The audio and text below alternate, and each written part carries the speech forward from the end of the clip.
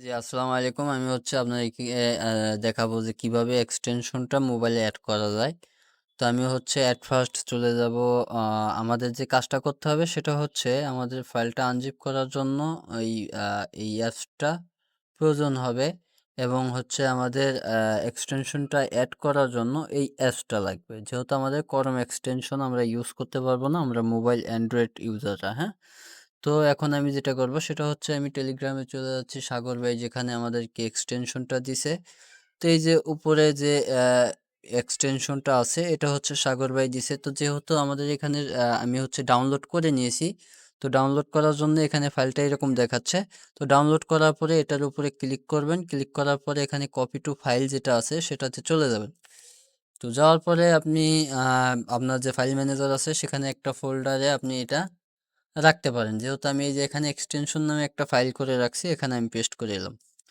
তো পেস্ট করে দেওয়ার পরে এখানে আমার হচ্ছে যে এক্সটেনশনটা সেটা হচ্ছে চলে গেছে। তো আমি এখন যে কাজটা করব সেটা হচ্ছে যদি আপনার এক্সটেনশন আনজিপ করতে হয় তাহলে হচ্ছে আপনি যেখানে আপনার ফাইলটা রাখছেন, এক্সটেনশনটা রাখছেন, আপনি হচ্ছে ফার্স্টে সেখানে যাবেন।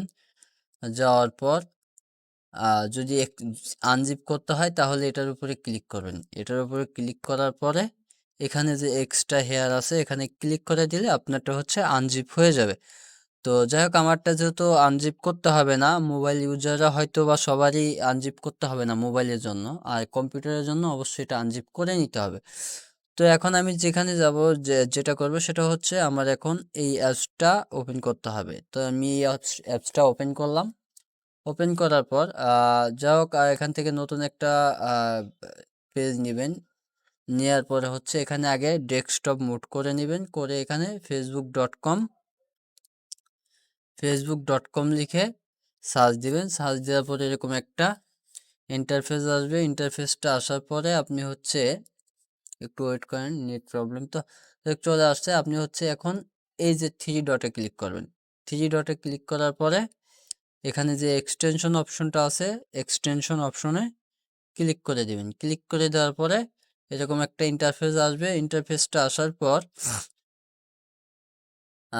আমার এখানে আগের যে এক্সটেনশনটা এখানে আমি অ্যাড করে রাখছি।